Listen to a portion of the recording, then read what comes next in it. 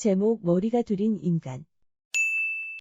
홀령들의 왕 아스모데우스가 어느 날 솔로몬 왕을 찾아와서 물었다. 이 세상에서 가장 현명하다고 알려진 사람이 바로 당신입니까? 솔로몬 왕이 주저없이 대답했다. 그렇소. 신께서 날 그렇게 만드셨지요. 그렇다면 나는 오늘 그대에게 여태껏 한 번도 보지 못한 생명체를 보여드릴까 하오. 아스모데우스는 즉시 팔을 뻗쳐 땅속에서 어떤 생물체를 끄집어 올렸는데 머리가 둘에 눈이 4개나 달린 괴상망측 인간이었다. 대체 이 괴물이 뭐란 말이오? 등골이 오싹해진 솔로몬 왕은 즉시 그 괴물을 붙잡아 가둬버리고 군부 대신 베나야를 불렀다. 땅 속에도 인간이 살고 있다고 하는데 혹 들어본 적이 있소? 베나야가 대답했다. 예전에 부왕의 고문으로 있던 늙은 대신한테 그런 말을 들은 적이 있습니다. 내가 그 인간을 만나게 해주겠다. 베나야는 도무지 믿기 힘들다는 표정을 지었다. 하계까지 가는 데만 꼬박 500년이 걸린다고 합니다. 아무리 전지전능하신 대왕이시더라도 그런 일은 불가능합니다. 이에 솔로몬은 즉시 머리가 둘 달린 인간을 불러들였고 난생 처음 그 괴상망측한 모습을 본 베나야는 자신의 두 눈을 의심했다. 세상에 저런 인간이 있다니. 솔로몬 왕이 그제야 기괴하게 생긴 인간을 향해 물었다. 그대는 대체 사람인가 귀신인가? 그 인간이 대답했다. 저희 역시 이곳 백성들처럼 사람입니다. 단지 하계에 살기 때문에 지상의 인간들과 교류가 없었을 따름이지요. 그대들의 나라에도 해가 있고 달이 있는가? 물론입니다. 해는 날마다 서쪽에서 떠서 동쪽으로 집니다. 또한 저희 역시 농사를 짓고 가축도 기르고 있습니다. 그대들도 신께 기도를 하는가? 그렇습니다. 저희는 항상 신의 위대하심과 전지전능하심을 찬양하고 있습니다. 이제 그대는 어찌하고 싶은가? 왕의 물음에 하계의 인간이 머리를 조아리며 대답했다. 대왕이시여, 저는 하루빨리 제가 살고 있는 나라로 돌아가고 싶습니다. 그 말을 들은 솔로몬이 아스모데우스를 불러 그 인간을 다시 하계로 데려다 주라고 부탁했는데 아스모데우스는 매우 난처해했다. 나도 그러고 싶은 마음이 굴뚝 같수만 일단 한 번 지상으로 나온 하계의 인간은 다시는 그곳으로 돌아갈 수 없게 되어 있소. 그리하여 하계의 인간은 결국 이스라엘에 정착해 살게 되었다. 예쁜 여인을 만나 결혼도 했고 자식을 7이나 두었다. 아이들 6은 어머니를 닮았으나 유독 한 아이만 아버지를 닮아 머리가 둘인 모습으로 태어났다. 그 후로 오랜 시간이 흘러 하계의 인간이 죽었고 죽으면서 자식들에게 엄청난 재산을 남겼다. 그러자 유산 분배 문제가 수면 위로 떠올랐다. 어머니를 닮은 6명은 형제가 7이니 7등분을 하자고 했지만 머리가 둘 달린 자식은 자기 머리가 둘이니 두 사람 몫의 유산을 받아야 한다고 주장했다. 형제들은 이 문제를 두고 며칠 동안 대립했지만 해결의 실마리는 보이지 않았다. 이를 보다 못한 마을의 노인들이 솔로몬 왕을 찾아가 재판을 받아보라고 권유했다. 며칠 후 형제들의 유산 분배 판결을 맡게 된 솔로몬 왕은 이 문제를 어떻게 처리해야 할지 몹시 난처했다.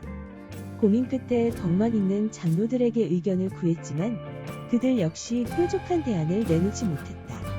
솔로몬 왕은 결국 신께 기도를 올려 지혜를 빌린 다음 재판정에 섰다. 솔로몬 왕이 머리가 둘 달린 사내를 불러들인 다음 방청객들에게 말했다. 나는 오늘 이 자리에서 이자가 정말 둘인지 아니면 한 사람인지 실험해 보기로 하겠소. 솔로몬 왕은 시종에게 먼저 펄펄 끓는 물과 포도주, 헝겊을 가져오게 했다. 이윽고 3가지가 준비되자 물과 포도주를 섞은 다음 헝겊을 넣어 적셨다. 그런 다음 뜨거운 헝겊을 머리가 둘 달린 사내의 한쪽 얼굴에 갖다 댔다. 그러자 2개의 머리가 동시에 울부짖었다.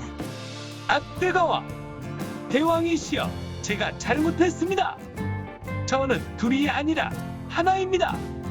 제발 이 뜨거운 헝겊 좀 치워주세요. 그 광경을 지켜본 사람들은 한결같이 머리가 둘 달린 사내를 거짓말쟁이라고 손가락질했고, 솔로몬 왕은 욕심을 부린 그자를 한바탕 꾸짖고 나서 형제들의 유산을 7등분하여 분배해 주었다. 한 줄의 교훈. 지혜의 용기 전체가 조화될 때 정의가 실현되고 만인의 행복을 보장하는 이상국가가 이루어질 수 있다. 플라톤. 제목 급진한 혀. 어떤 랍비가 어머니와 단둘이 길을 걷고 있었다. 그런데 길에 돌이 많고 울퉁불퉁하여 걷기가 몹시 힘들었다. 그래서 랍비는 어머니가 한 발짝을 내디딜 때마다 자기 손을 어머니의 발밑에 넣어 밟고 지나가게 했다. 한 줄의 교훈? 탈무드에서는 부모가 등장하면 늘 아버지를 먼저 내세우는데 이것은 유일하게 어머니만 나오는 이야기다. 아버지와 마찬가지로 어머니 역시 소중한 존재임을 일깨워주기 위한 이야기다. 그런데 만약 아버지와 어머니가 다 같이 물을 마시고 싶어하면 아버지에게 먼저 대접한다. 왜냐하면 어머니도 아버지를 소중히 섬김으로 어머니한테 먼저 가져가더라도 어머니는 그것을 아버지에게 건네주기 때문이다. 제목 처단. 어떤 닭이 요람에 누워있는 갓난아이의 머리를 쪼아 죽였다는 죄목으로 재판을 받게 되었다. 많은 증인들이 닭의 유죄를 증명했고 닭은 유죄 판결을 받아 며칠 후 목숨을 잃게 될 처지가 되었다. 한 줄의 교훈. 이 이야기는 아무리 미물인 닭일지라도 살인자로서 유죄가 확정되지 않는 한 경솔하게 처형해서는 안 된다는 교훈을 말하고 있다.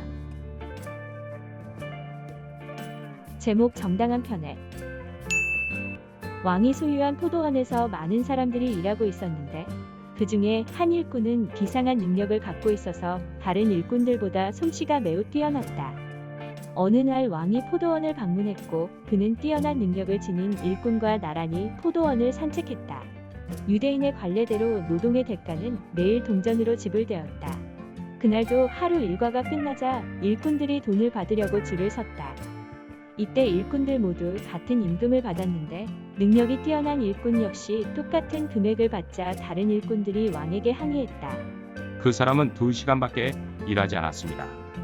나머지 시간은 폐하와 함께 산책을 즐기지 않았습니까?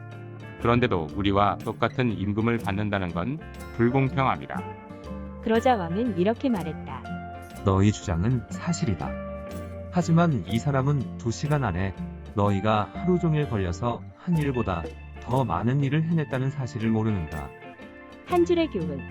사람은 얼마 동안 살았느냐가 중요한 것이 아니라 얼마나 많은 업적을 남겼느냐가 중요한 것이다. 제목 거미와 모기와 미치광이. 다윗 왕은 평소에 거미란 놈이 아무데나 줄이나 치는 아무짝에도 쓸모없는 벌레라고 생각하고 있었다. 한 번은 전쟁터에 나간 그가 적군에게 포위되어 빠져나갈 길을 잃고 말았다. 추격을 피해 간신히 어느 동굴로 숨어들었는데 마침 그 동굴 입구에서 거미 한 마리가 줄을 치기 시작했다. 뒤이어 그를 추격해온 적병들이 동굴 앞까지 왔으나 입구에 쳐져 있는 거미줄을 보고는 동굴 안에 아무도 없다고 판단하고 돌아가 버렸다. 아무런 쓸모가 없다고 생각했던 거미 덕택에 목숨을 구한 것이었다.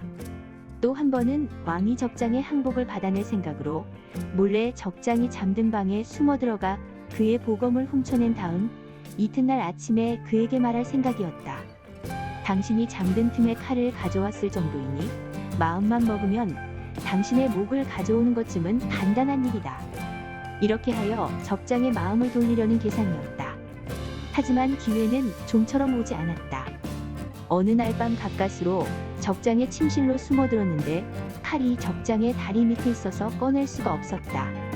왕은 어쩔 수 없이 포기하고 돌아서려 했다. 바로 그때 모기 한 마리가 적장의 다리 위에 앉았고 순간 적장의 다리가 움직였다. 그 틈을 노려 왕은 재빨리 칼을 빼낼 수 있었다. 또 한 번은 다윗 왕이 적군에게 포위되어 위기에 처했을 때였다. 그는 느닷없이 미치광이 흉내를 냈다. 그러자 적병들은 설마 이 미치광이가 다윗 왕은 아니겠지 하고는 그냥 놓아주었다. 한 줄의 교훈. 세상에 어떤 것도 쓸모없는 것은 하나도 없다. 아무리 보잘것없는 것이라도 소홀히 여겨서는 안 된다. 제목 5그룹. 바다를 항해하던 배가 갑자기 높은 풍랑을 만나 항로를 잃었다. 그러나 밤이 지나고 아침이 되자 바다는 다시 잠잠해졌고 배는 어느 섬 기슭에 닿았다. 배는 잠시 쉬어가기로 하고 항구에 닻을 내렸다. 섬에는 아름다운 꽃들이 만발해 있고 과일이 주렁주렁 매달린 나무들이 시원한 그늘을 들이우고 있었다. 그 주위로는 온갖 새들이 노래하며 날고 있었다. 그런데 승객들은 모두 5그룹으로 나뉘었다. 첫째 그룹은 섬에 상륙해 있는 동안 순풍이 불어 배가 갑자기 떠나버릴지도 모른다는 생각이 들었다. 그래서 섬 구경을 포기한 채 배 위에 남아 있었다. 둘째 그룹은 서둘러 섬에 내린 다음 나무 그늘에 앉아 맛있는 과일을 맛보았다. 그러고는 기운을 되찾아 곧장 배로 돌아왔다. 셋째 그룹은 섬에 너무 오래 머물러 있었다. 그들은 갑자기 순풍이 불자 배가 떠나는 줄 알고 부랴부랴 돌아오느라 소지품을 잃어버렸고 배 안에 좋은 자리도 놓치고 말았다. 넷째 그룹은 닻을 올리는 선원들을 보았지만 돛을 올리기까지는 아직 여유가 있다고 생각했다. 또 선장이 자기들을 놔두고 떠나지 않으리라고 예상해서 그대로 남아 있었다. 그러다가 배가 항구에서 벗어나기 시작하자 허겁지겁 헤엄쳐서 배에 올라탔다. 그때 배전에 부딪혀 입은 상처는 항해가 끝날 때까지도 낫지 않았다. 다섯째 그룹은 너무 배불리 먹고 아름다운 경치에 도취되는 바람에 출항을 알리는 소리조차 듣지 못했다. 그래서 섬에 남아있다가 맹수들의 밥이 되거나 독이 든 열매를 먹고 병이 들어 죽었다. 한 줄의 교훈. 이 이야기에서 배는 인생에서의 선행을 상징하고 섬은 쾌락을 상징한다. 첫째 그룹은 인생에서 쾌락을 전혀 맛보려 하지 않았다. 둘째 그룹은 약간의 쾌락을 맛보았으나 목적지에 도달하고자 하는 의무감을 잊지 않은 가장 현명한 그룹이다. 셋째 그룹은 지나치게 쾌락에 빠지지는 않았으나 조금 고생을 했다. 넷째 그룹은 결국 선행으로 돌아오긴 했으나 너무 늦어 목적지에 도착할 때까지 상처가 아물지 않았다. 다섯째 그룹은 인간이 가장 빠지기 쉬운 것으로 일생을 허영을 위해 살거나 미래를 망각하고 살며 달콤함 속에 깃든 독을 먹고 죽어간다. 제목 애정의 편지. 한 청년이 아름다운 처녀와 사랑에 빠졌다. 청년은 그녀를 일생 동안 사랑하며 무슨 일이 있더라도 지켜주겠다고 약속했다. 두 사람은 얼마 동안 꿈같은 나날을 보냈다. 그러나 청년이 갑자기 여행을 떠나게 되어 어쩔 수 없이 그들은 헤어져야 했다. 혼자 남은 여자는 오랫동안 그 청년이 돌아오기를 기다렸으나 애인은 돌아오지 않았다. 절친한 친구들이 그녀를 동정했고 시기하며 돌아오지 못할 것이니 그만 포기하라고 종용했다. 여자는 평생 자신에게 성실하겠다고 맹세한 옛 애인의 편지들을 들춰보며 눈물을 흘렸다. 그 편지는 그녀의 외로움을 위로해주는 더없이 고마운 존재였다. 그러던 어느 날 기적처럼 청년이 돌아왔다. 여자는 서러운 눈물을 흘리며 그동안의 고통을 호소했고 청년은 뜨겁게 애인을 포옹하며 물었다. 그렇게 괴로운 시간을 보내면서도 어떻게 나 하나만 고대하며 기다릴 수 있었소? 그러자 처녀는 이렇게 대답하며 웃었다. 나는 이스라엘과 같은 몸이에요. 한 줄의 교훈. 이스라엘이 이민족의 지배를 받고 있을 때 다른 나라 사람들은 모두 유대인을 비웃었다. 이스라엘이 독립한다고 하자 그들은 이스라엘의 형제들을 바보라고 놀려댔다. 그러나 유대인은 예배당과 학교에서 이스라엘을 굳게 지켜왔다. 그들은 하느님이 자기 민족에게 주신 거룩한 약속을 믿었고 마침내 하느님이 그 약속을 지켜주셨으므로 이스라엘은 독립했다. 제목 악의 무리. 몇 명의 라피가 악당들과 마주쳤다. 그들은 인육이라도 먹어치울 정도로 잔혹한 인간들이었다. 라피들 중 한 사람이 말했다. 저런 잔악한 인간들은 모두 물에 빠져 죽어버렸으면 좋겠어. 그러자 그들 가운데 가장 지혜로운 라피는 이렇게 반박했다. 아니오. 유대인으로서 그런 생각을 갖는다는 건 잘못이오. 아무리 악의 무리가 죽어 없어지는 것이 낫다 할지라도 그런 기도는 잘못이오. 저들이 죽기를 바라는 것보다 죄를 회개하기를 바래야 옳은 일이오. 한 줄의 교훈. 기도는 무수한 영혼들의 통곡 속에 엉켜 있을 때까지도 신의 왕좌를 향해 나아가는 마음의 노래다. 칼릴 지브란. 제목 도둑질한 하느님. 성서에 의하면 하느님이 인류 최초의 인간인 아담의 갈비뼈를 하나 빼내어 여성을 만들었다고 한다. 어느 날 로마 황제가 한 라피의 집을 찾아가 뜬금없는 소리를 했다. 하느님은 도둑이야. 왜 남자가 잠든 사이에 허락도 없이 남의 갈비뼈를 훔쳐간 것이오. 황제의 물음에 라피 옆에서 가만히 듣고 있던 라피의 딸이 끼어들었다. 황제 폐하 잠시 교화 한 명만 빌려주실 수 있겠습니까? 뜻밖의 반응에 황제가 물었다. 갑자기 부하를 빌려달라니. 조금 난처한 일이 생겨서 그것을 알아보려고 합니다. 그거야 뭐 별로 어려운 일도 아니지만 대체 그 난처한 일이란 게 뭔가. 라피의 딸이 대답했다. 실은 어젯밤 집에 도둑이 들어 금고를 훔쳐갔습니다. 그런데 그 도둑은 이상하게도 금고를 가져가는 대신에 황금 항아리를 두고 가지 않았겠어요? 그래서 왜 그런 짓을 했는지 조사해 보려고요. 황제가 고개를 갸우뚱하며 말했다. 거참 부러운 일이로군. 그런 도둑이라면 나한테도 좀 찾아왔으면 좋겠어. 이에 라피의 딸은 기다렸다는 듯이 이렇게 덧붙이는 것이었다. 그러실 테죠. 그렇지만 그건 결국 아담의 몸에 벌어진 사건과 같지 않습니까? 하느님은 갈비뼈 하나를 훔쳐갔지만 그 대신에 이 세상에 여자를 남기셨으니까요. 한 줄의 교훈. 신은 괴로워한다. 신은 싸운다. 싸우는 사람들과 함께 또한 괴로워하는 모든 사람들을 위해서. 왜냐하면 그는 생명이며 어둠 속에 떨어져 확대되어 어둠을 삼키는 한 방울의 빛이기 때문이다.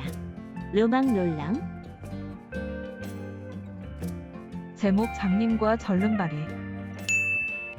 어떤 왕이 오차라고 하는 아주 맛있는 과일이 열리는 나무를 가지고 있었다. 왕은 특별히 2명의 경비병을 배치해 그 나무를 지키게 했다. 그런데 경비병 중 한 사람은 장님이었고 한 사람은 절름발이었다. 어느 날 이 2사람은 서로 작당을 하여 오차를 훔쳐먹을 음모를 꾸몄다. 장님이 절름발이를 어깨 위로 올리고 절름발이는 방향을 가리켜 오차를 실컷 훔쳐먹은 것이다. 이튿날 오차가 눈에 띄게 줄어든 사실을 알게 된 왕이 크게 진노하며 2사람을 신문했다. 이에 장님이 자신의 무죄를 주장하며 말했다. 저처럼 앞도 못 보는 장님이 어떻게 과일을 따먹을 수 있겠습니까? 절름발이도 변명을 늘어놓았다. 저 같은 절름발이가 어떻게 저 높은 나무에 열린 과일을 따먹을 수 있겠습니까? 그렇구나. 왕이 들어보니 둘 다 일리 있는 말이었다. 왕은 그 2사람을 의심하면서도 결국 더 이상 추궁하지 못했다. 한 줄의 교훈. 어떤 일을 처리할 때 둘의 힘은 하나의 힘보다 훨씬 위대하다. 인간은 육체만으로도 아무것도 할 수 없으며 정신만으로도 아무것도 할 수 없다. 육체와 정신의 힘이 합쳐져야 비로소 좋은 일이든 나쁜 일이든 해낼 수 있다. 제목 여자의 남자. 착하기로 소문난 부부가 언제부턴가 금실이 나빠지기 시작하더니 결국 이혼을 하고 말았다.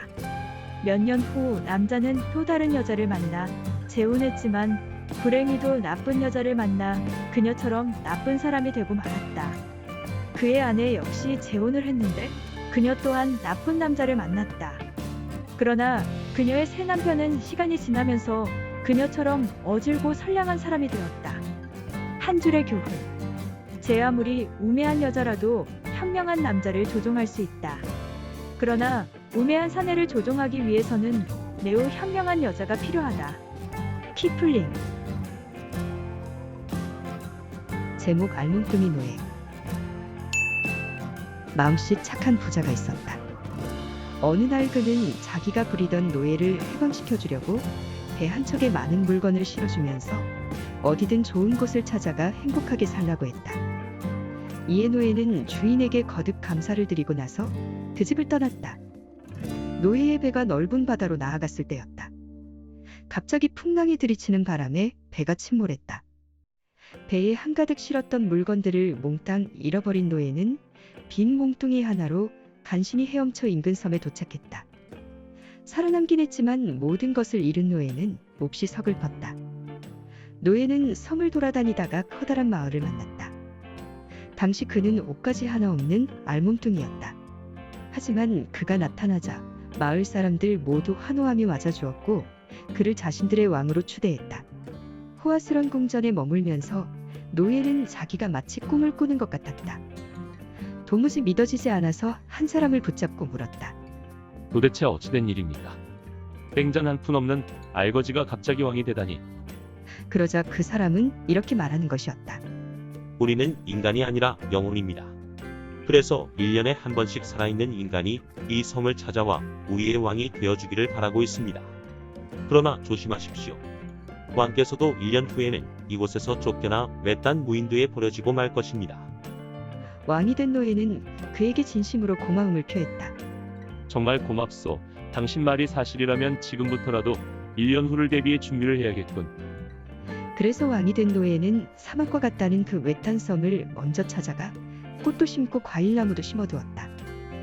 그리고 1년이 지나자 예견했던 대로 그 행복한 섬에서 쫓겨났다. 남부러울 것 없이 온갖 사치를 누리던 왕이었지만 결국에는 처음 섬에 표류해왔을 때처럼 알몸뚱이가 되어 무인도로 내팽개쳐진 것이다. 그러나 사막처럼 황폐했던 그 무인도에 도착해보니 온갖 꽃들이 만발해 있고 과일도 풍성한 살기 좋은 땅이 되어 있었다. 또 일찍이 그 섬의 진가를 알아보고 미리 와 터를 잡고 있던 사람들도 반갑게 맞아주었다. 노예는 그들과 함께 행복한 여생을 보낼 수 있었다. 한 줄의 교훈. 이 이야기는 몇 가지의 상징적인 의미를 내포하고 있다. 맨 처음에 마음씨 착한 부자는 하느님이고 노예는 인간의 영혼을 상징한다. 그 후 노예가 표류 중에 상륙한 섬은 지상의 속세이며 그 섬의 사람들은 인류여, 1년 후 쫓겨간 섬은 내세일 것이며 그곳에 만발한 온갖 꽃과 과일들은 선행의 결과인 것이다. 제목 하느님의 만찬. 어떤 왕이 하인들을 위한 만찬을 베풀겠다고 하고는 만찬이 열리는 시각은 알려주지 않았다. 현명한 하인은 혼자 생각했다. 임금님께서 하시는 1인이 만찬은 언제라도 열릴 수 있어. 만찬에 참석할 수 있도록 만반의 준비를 해야지. 그러고는 궁전 앞에서 기다리고 있었다. 그러나 어리석은 하인은 생각이 달랐다. 만찬을 준비하려면 많은 시간이 걸릴 테니 충분히 여유가 있어. 그러고는 아무런 준비도 하지 않았다. 결국 만찬이 열렸을 때 현명한 하인은 그 자리에 참석해 맛있는 요리를 즐겼지만 어리석은 하인은 그 자리에 참석조차 할 수 없었다. 한 줄의 교훈. 우리도 언제 하느님의 부름을 받을지 모른다. 하느님의 만찬에 초대받았을 때 당황하지 않고 참석할 수 있도록 항상 마음의 준비를 하고 있어야 한다.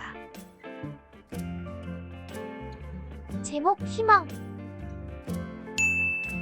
나삐 아키바가 여행을 떠났는데 그는 길벗으로 나귀 한 마리와 개 한 마리, 램프를 가지고 있었다. 날이 어두워지자 그는 외딴 집 헛간한 채를 얻어 그곳에서 하룻밤을 묵기로 했다. 잠들기에는 아직 이른 시각이었다. 램프를 밝혀놓고 책을 보고 있는데 갑자기 돌풍이 불어와 램프에 불을 꺼뜨렸다. 아키바는 못다 읽은 책이 조금 아쉬웠지만 하는 수 없이 잠을 청했다. 그런데 그가 잠든 사이 참사가 벌어졌다. 어디선가 여우가 나타나 그의 개를 물어가 버렸고 사자가 그의 나귀마저 죽여버렸다. 아침이 되어 그는 하는 수 없이 램프 하나만 들고 길을 떠났다. 얼마 후 마을 한복판에 들어섰는데 이상하게도 그 마을엔 사람이라곤 그림자도 찾아볼 수 없었다. 아키바는 곧 모든 것을 짐작할 수 있었다. 전날 밤 마을에 도둑대가 들이닥쳐 온 마을 사람들을 몰살시켰다는 사실을, 만약 전날 밤 돌풍이 불어와 램프를 꺼뜨리지 않았다면 그 역시 틀림없이 도둑들에게 발각되었을 것이었다. 그리고 개가 살아있었다면 개 짖는 소리에 도둑들이 몰려왔을 것이고 나귀 또한 소란을 피웠을 것이다. 결국 그는 자신이 가지고 있던 것들을 잃어버린 덕분에 살아남을 수 있었다. 훗날 아키바는 그 일을 떠올리며 제자들에게 이렇게 말하곤 했다. 아무리 최악의 상황일지라도 인간은 희망을 잃어서는 안 된다. 나쁜 일이 오히려 좋은 일로 뒤바뀌는 경우도 종종 있으니까. 한 줄의 교훈. 희망이 간혹 거짓말하는 것을 목격할 것이다. 그렇다고 희망을 허풍쟁이라고 매도하지 마라. 왜냐하면 그것은 사시사철 내내 우리를 즐거운 오솔길로 안내하며 인생이 끝날 때까지 동행하는 진실한 동반자이기 때문이다. 라러슈 푸코. 제목 반유대인.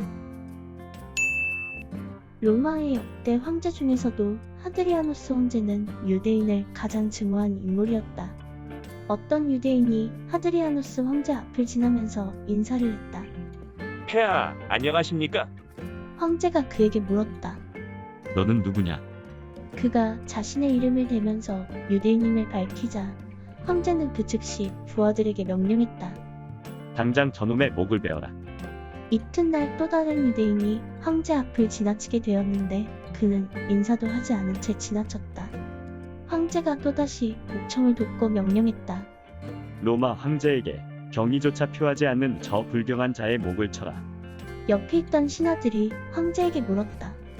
폐하께서는 어제 인사한 사람을 죽이셨는데 오늘은 인사를 하지 않는다고 또 죽이십니다. 도대체 어찌된 까닭입니까? 그러자 황제는 이렇게 대꾸하는 것이었다. 내가 한 일은 둘 다 옳다. 나야말로 저 유대인 놈들을 다루는 법을 잘 알고 있으니까. 하드리아누스는 이렇듯 단지 유대인이란 이유만으로 수많은 유대인들을 학살한 도살자였다. 한 줄의 교훈. 증오는 아주 오래가는 끈질긴 것이어서 병을 앓고 있는 사람이 혹 병상에서 증오를 떨치고 화해를 한다면 그것은 바로 그 사람의 죽음을 앞둔 전주곡으로 보면 된다. 라브리에르. 제목 자기암시. 한 로마 장교가 납비를 찾아와 물었다. 유대인은 매우 현명하다고 들었어. 그래서 말인데 내가 오늘 밤에 무슨 꿈을 꾸게 될지 알려줄 수 없겠어. 납비가 별다른 망설임 없이 일러주었다. 페르시아군의 공격을 받는 꿈을 꿀 것이오. 당시 로마의 가장 큰 적은 페르시아였다. 그래서요? 페르시아군이 로마군을 대파하고 로마를 지배하며 로마 사람들을 노예로 삼아 로마 사람들이 제일 싫어하는 일을 강요하는 꿈을 꾸게 될 것이오. 그 말을 들은 장교는 매우 충격을 받은 얼굴로 돌아갔다. 그리고 이튿날 다시 랍비를 찾아와 물었다. 당신은 대체 어떻게 내가 그런 꿈을 꿀 거라고 예언했던 거예요? 이에 랍비는 대답 대신 조용히 미소만 지었다. 그 장교는 꿈이란 암시에서 비롯된다는 것을 알지 못했고 자기가 암시에 걸려 있었다는 사실조차 알지 못했다. 한 줄의 교훈. 쓸데없는 상상을 버려라. 사람은 그가 실제로 당한 고민보다는 상상에서 얻는 고민이 훨씬 크다. 불행한 상상으로 현실을 뒤덮지 말아야 한다. 조지 쿠록.